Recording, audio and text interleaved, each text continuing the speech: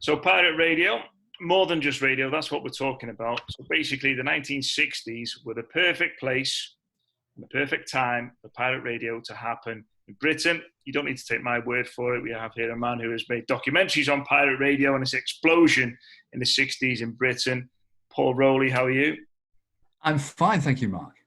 Well, let's talk about, first of all, as a kid and yourself, it was a huge explosion in content, wasn't it? Post-war, that started 60s rock and roll and the Beatles and everything that we know about. And it went from, dance hall bands almost to rock music, pop music overnight.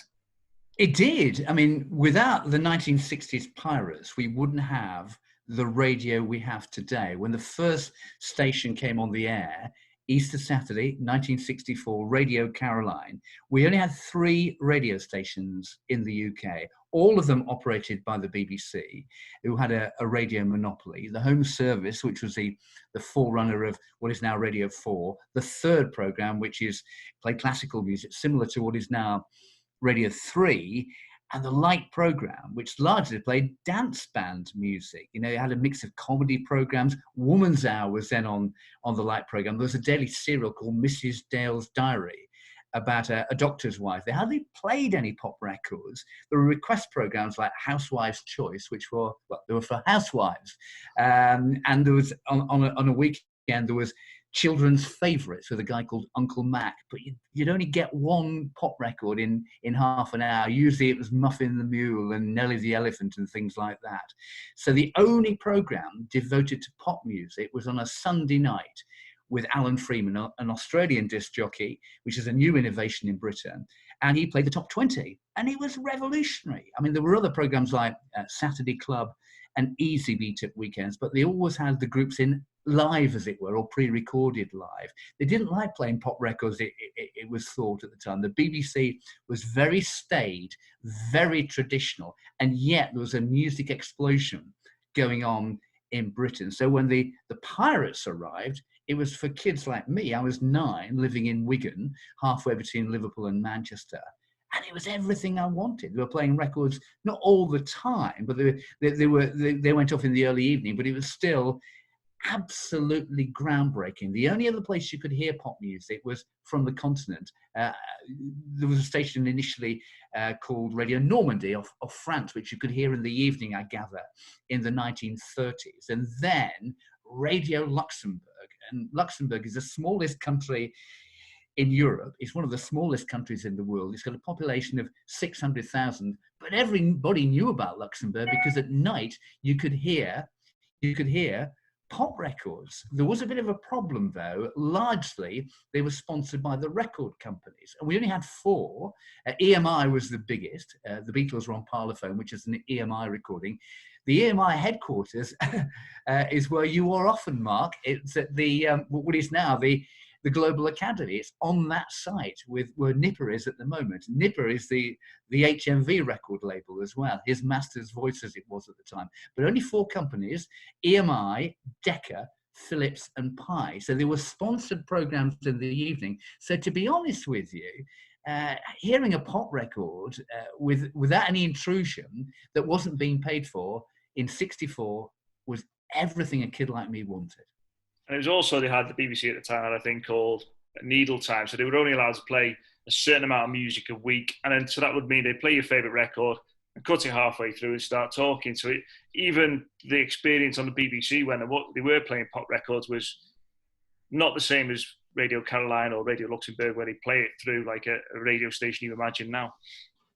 Yeah, I mean, that was the thing. And you've got to remember, there was a totally cosy deal going on with the Musicians' Union, who understandably, for a trade union, wanted to look after its members. So on the BBC, you would hear Ray McVeigh and the Big Band, Bob Miller and the Millermen, and the Northern Dance Orchestra. Now, my auntie actually used to sing with them. She was a shop assistant by day, but in the evening she would sing with the Northern Dance Orchestra. And the great Kenny Everett, my favourite disc jockey, always said the problem with the Northern Dance Orchestra is they sound like the Northern Dance Orchestra. We didn't want to hear the Northern Dance Orchestra. We wanted to hear the Beatles, the Stones, the Who, the Kinks, the groups of the day, which amazingly were not being played. The other factor is we only had 2 television stations as well. We had BBC. It wasn't BBC One at that stage. BBC Two came on later in the year in 1964, but it was only in the south of England at that stage, and ITV, and that was the other part of the revolution. 1955, commercial television arrived with adverts and personalities and stars, and you could see that gradual change in culture in Britain, where all of a sudden you had young people like me. I was only 9, but people, my cousins who were a little older than me, who went to watch the Beatles when they played in Southport and Liverpool and Wigan, they could buy pop records. We also had post-war, there was a cultural change, is that we had virtual full employment. Kids were leaving school at 15 at the time, largely. I was lucky, I went to a grammar school, so I left school at 18. Not that many people went to university, but at that time, people like me were thinking, this is ours. It's not what our parents had when they lived through the austerity of the Second World War. This is something that belongs to us, and it was British in the 1950s. And again, the BBC wasn't really playing rock and roll records, which were largely from America, with Elvis Presley, Bill Haley and the Comets, Rock Around the Clock. I think there's a belief with the BBC that was a kind of fad. It was involved in dance halls where there were often teddy boys and rock and roll, and they didn't really support it in certain respects. But this was a British industry, which, amazing, was largely ignored by the BBC, who for the last quarter of a century just happened to be my employers. I'll edit that bit out. Well, in terms of the technology, because obviously if we see old pictures or the pictures of a family sitting around a massive radio set, sort of in the war listening to Winston Churchill's speech or whatever. You've seen it in films. Pirate radio wouldn't have worked in the same way with pop music if that had been the case in the 60s, because obviously mum and dad would not have been happy with you turning the radio up and listening to your music. But the advent of the transistor radio made a big difference. And of course, the technology for the broadcasters themselves to be able to broadcast from a ship and for them to be able to play adverts and everything else on tape. That was different, and it was exciting. It was romantic. It was coming from a ship. It was breaking the rules. They got round it by being outside the 3 mile limit, as it was called. So Radio Caroline North, there were 2 Caroline ships initially off the coast of Suffolk, of Felixstowe, and there was an arrangement with the second radio station that came on, Radio Atlanta, and Caroline North. The ships sail around the south coast through Wales up to off the Isle of Man. I'd never been to the Isle of Man. It sounded so exciting, and they played all these pop records, and they got round it. The government at the time, it was a Conservative government at the start of 64. By the end of the year, Harold Wilson became Labour Prime Minister, wasn't a fan of commercial television, let alone commercial radio, which they argued were not paying for the right to play these records. They weren't playing the service agreements that they had with the record companies. They offered to do that. Often the record companies weren't that interested. They were more than happy their product being on the radio.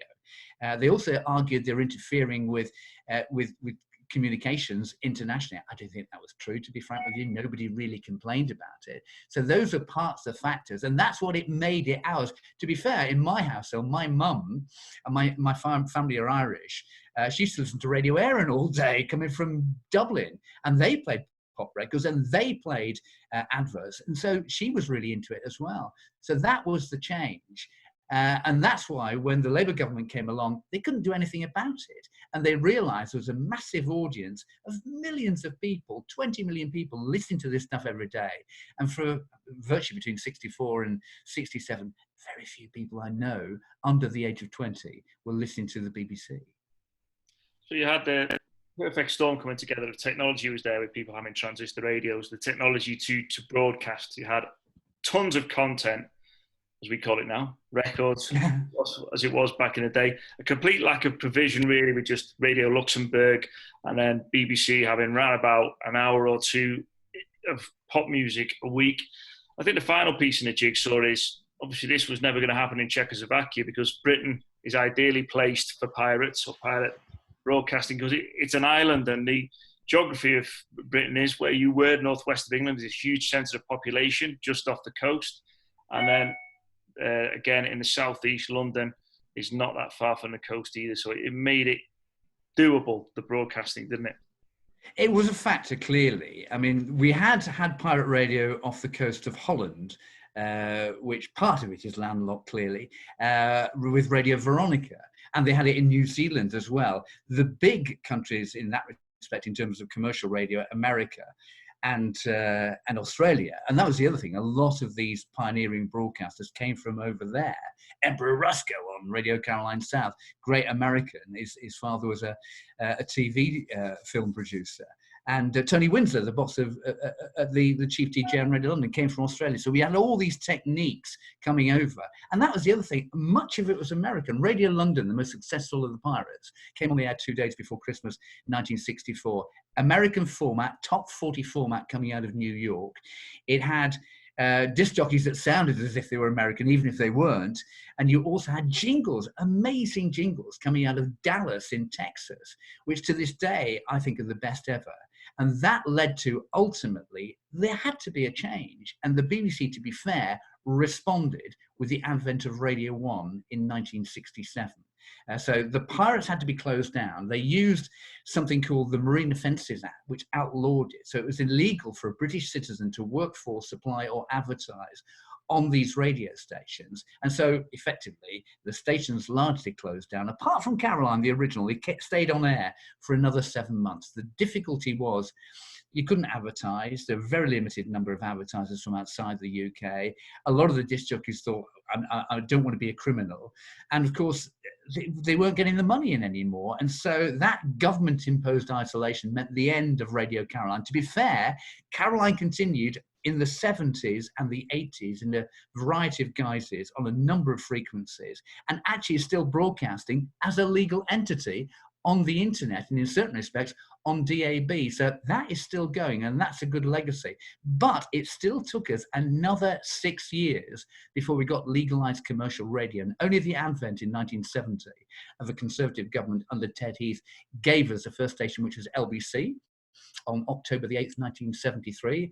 I was later working there, and Capital Radio was the first station to come on air 8 days later. So we'd not had commercial radio in this country before, legally. We got 2 stations in London in a little over a week, which was extraordinary. So those changes by pioneering disc jockeys on ships largely. There were 10 stations by the middle of 1966 in this country. Some were coming from the wartime forts as well. There were problems, and the problem was somebody was murdered. The boss of Radio City, not the radio station in Liverpool these days, which I used to work for, but Radio City was a fort in the Thames estuary, and Reg Calvert, who's a music promoter, was killed. And then I think the government, and the Labour government by 1966 had a big majority, felt forced to act, and they closed it down, effectively, that radio station. And as a result of that, lots of things going on which, were a bit iffy. There was lots of payola going on, so you had to pay to get certain records played. A lot of the radio stations, Radio Caroline, Radio London, did have an interest in some of the records that were being played as well. So there was lots of sponsored programs. So that kind of thing, you thought pirate radio had its day. But without it, I don't think we would have got the BBC to change, or commercial radio to formally arrive in this country. So it had a massive interest. And for someone like me who lived through it all and looking back at it, I wouldn't be in broadcasting, and I've been in broadcasting for 46 years, dare I say, without people on Radio Caroline North, which I listened to as a kid, and Radio London and all the other pirates, to do what it did at that time. So it had such an impact in this country. Astonishingly, though, I think it's more important culturally. In 1967, when they closed down the pirates, there were 2 bits of legislation that happened in this country. One was in relation to abortion. Abortion was made legal. Before that, it wasn't. Same with homosexuality. That was legalized as well. So a lot of changes happening in this country, largely because of young people forcing that change. So in lots of ways, the pirates were all part of that. Also remember, Britain was so important. We had swinging in London. We had James Bond, Mary Quant with her dresses, and Twiggy, models like that. We were at the centre of everything. The BBC was a bit behind the times, but eventually it caught up, and now we have got the radio that we have today. But without Ronan O'Reilly at Radio Caroline that started everything, he would have been 80 this week. He died sadly last month. Or Philip Birch at Radio London, we wouldn't have the radio, as I say, that we've got today. Dare I say it, Global Academy wouldn't exist, and we wouldn't be speaking here now. I should play Elton John's Circle of Life at this point, but but it's amazing to see that place, time, technology, provision at the time, all came together. It formed the, you're going to put a Venn diagram together of it.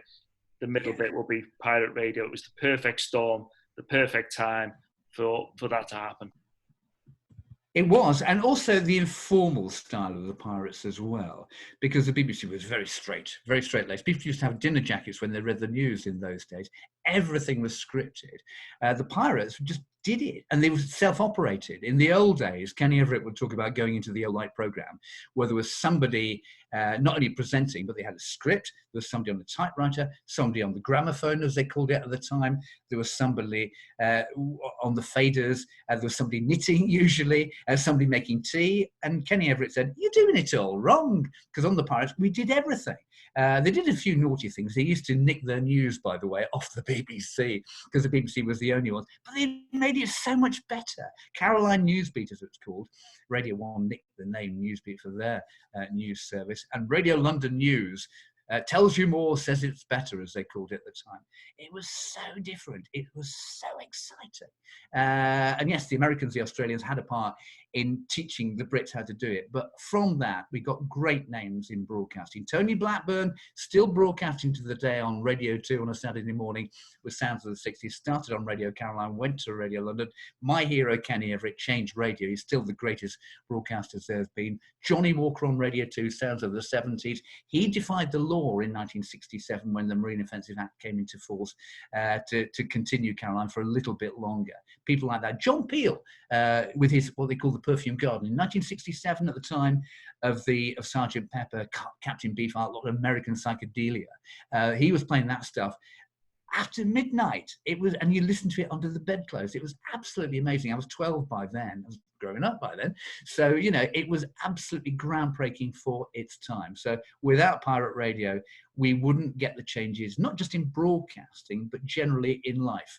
And I thought it was an amazing time. It gave us freedom. Of course, we don't get true freedom, but it felt like that at the time. So pirate radio, to me, personally, I've done quite well out of those people making all those ground rules. And the fabulous thing for me, the year I left school, 1973, two weeks later, commercial radio arrived. When I'd finished my college course for journalism, on the first week of Radio City in Liverpool, I was on air, and I've been on air ever since. So I'm very, very privileged.